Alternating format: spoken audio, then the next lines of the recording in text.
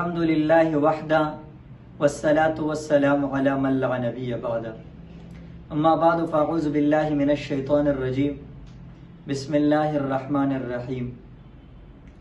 آج ہمارا جو موضوع ہے وہ خواتین کے حیض وغیرہ کے مسائل سے متعلق ہے۔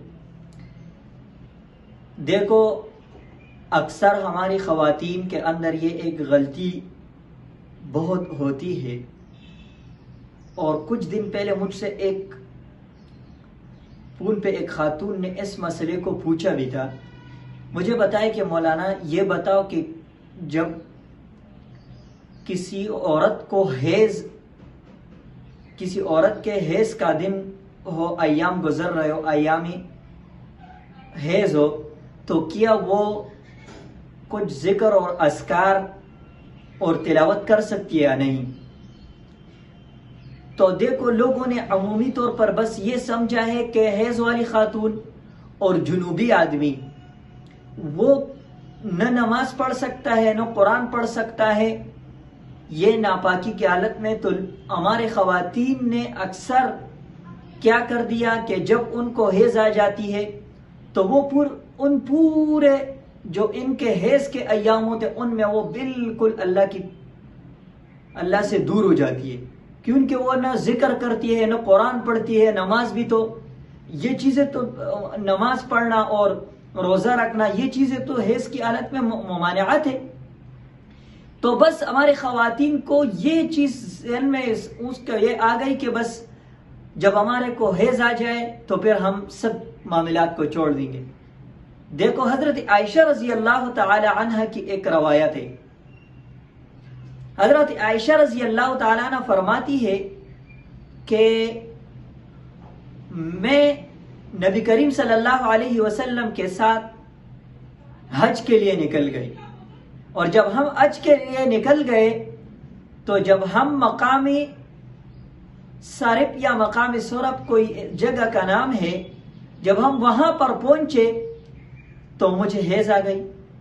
تو جب مجھے حیض آ گیا تو میں رونے لگی۔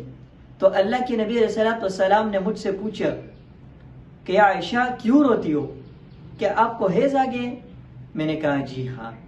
تو اللہ کے نبی علیہ الصلوۃ والسلام نے فرمایا کہ یہ اللہ تعالیٰ نے آدم علیہ السلام کی بیٹیوں پر یہ بیماری لگا دی ہے۔ پھر مجھے فرمایا کہ آپ ان تمام ارکان کو بجا لاؤ جو حاجی کرتے وہ آپ بھی کرتی رہو، سوائے طواف کو آپ نے نہیں کرنا ہے۔ تو طواف سے اللہ کے نبی علیہ السلام نے حضرت عائشہ کو روکا۔ تو دیکھو، اگر حیض کی حالت میں یہ ذکر اور اذکار اور استغفار اور ان چیزوں کی ممانعت ہوتی تو حضرت عائشہ رضی اللہ تعالی عنہ کو آپ علیہ الصلوۃ والسلام سختی سے منع کرتے کہ کچھ بھی نہیں کرو۔ حالانکہ حضرت عائشہ فرماتی ہے کہ اللہ کے نبی علیہ الصلوۃ والسلام نے مجھے کہا کہ طواف کو چھوڑ دو، باقی تمام ارکان، تمام چیزیں جو حاجی کرتے وہ آپ کرو۔ تو دیکھو، اس کی سب سے بڑی وجہ کیا ہوتی ہے؟ یہ ہمارے خواتین نے بس یہ بات سمجھ لی ہے کہ ہمیں حیض آ جائے تو ہم نماز بھی نہیں پڑھیں گے، ذکر بھی نہیں کریں گے، قرآن بھی نہیں کریں، تو سب کچھ سے دور۔ تو پھر آپ کو پتہ ہوگا یا نہیں، میں آپ کو بتا دوں کہ جب انسان گندگی کی حالت میں ہوتا ہے، ناپاکی کی حالت میں ہوتا ہے، اور پھر اللہ سے بھی دور ہوتا ہے، اس طرح استغفار، ذکر یہ چیزیں نہیں کرتے ہیں نا، تو پھر کیا ہوتا ہے؟ یہ جنات، یہ شیاطین، یہ پھر اکثر انسان پر حملہ ور ہوتے ہیں۔ تو یہ جو ہمارے اکثر گھروں میں یہ مسائل ہے کہ عورتوں کو یہ جنات آتے، یہ مسائل درپیش ہوتے، اس کی سب سے بڑی وجہ اگر دیکھا جائے تو یہی ہے کہ عورتوں کو جب حیض آ جاتی ہے تو پھر وہ لوگ یہ ذکر، اذکار، اور یہاں تک کہ وہ جو حفاظتی دعائیں ہیں وہ بھی چھوڑ دیتی ہے۔ تو پھر اس کے بعد کیا ہوتا ہے؟ شیاطین، جنات وہ ان پر حملہ آور ہوتے ہیں، اور پھر اکثر ہمارے خواتین شیاطین اور جنات کے شکار ہو جاتی ہے۔ تو یاد رکھنا، یہ مسئلہ ذہن میں رکھو کہ اگر آپ کو حیض بھی آ جائے تو آپ نے قرآن مجید کو نہیں پڑھ سکتے، تلاوت تو آپ نہیں کر سکتی ہو، آپ نماز نہیں پڑھ سکتی ہو اور روزہ نہیں رکھ سکتی ہو، البتہ قرآن کریم کی وہ آیتیں جو حفاظت کے لیے ہے، مثال کے طور پر آیات الکرسی ہے.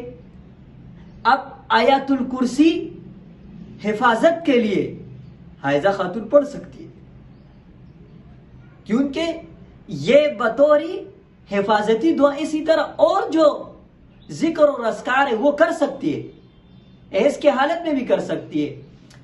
اور یہ جو چیزیں ہیں، اب آپ بتاؤ اگر بندہ چھوڑ دے، ایک انسان ناپاکی کی حالت میں ہے، پھر وہ 10 دن تک، احناف کے نزدیک تو 10 دن ہے نا حیض کے جو دن ہے، تو وہ یا کم جو مدت ہے وہ تو 3 دن ہے، جو زیادہ ہے تو وہ 10 دن ہے. تو اگر کم مدت تو 3 دن تک وہ ناپاکی کی حالت میں رہے گی، اگر 10 دن تو پھر وہ 10 دن تک. تو آپ بتاؤ جب انسان کچھ دن بھی وضو کو چھوڑ دے، نہانے کو چھوڑ دے اور نماز کو چھوڑ دے، تلاوت کو چھوڑ دے، تو آپ بتاؤ انسان کا کیا حالت ہوتا ہے. تو جب کوئی خاتون 10 دن تک تلاوت، ذکر، اذکار، نماز سب کچھ کو چھوڑ دیتی ہے، تو جب لازمی بات ہے جب نماز نہیں پڑھے گی تو وضو بھی نہیں کرے، تو آپ بتاؤ انسان کا کیا حالت ہوتا ہے. اور پھر جب انسان اس وجہ سے یہ جنبی جو ہوتا ہے، ان کو بھی چاہیے کہ جب ان کو موقع ملے تو فوراً غسل کرے، کیونکہ جنابت کے حالت میں شیاطین اور جنات اس پر پھر اس کو پساتا ہے، اور پھر وہ اس پر ایسے معاملات آ جاتے ہیں کہ شیاطین اور جنات اس کو اب سے اپنے جال میں پھنسا دیتے. تو اگر شیاطین اور جنات سے بچنا ہو تو عورتوں کو بھی چاہیے کہ وہ بھی اپنے حیض کے دنوں میں بھی استغفار، ذکر و اذکار، حفاظتی جو دعائیں ہیں، یہ لازمی ان کو چاہیے کہ نہ چھوڑے، یہ ان دنوں میں بھی کرے، ان کی ممانعت ہے بھی نہیں.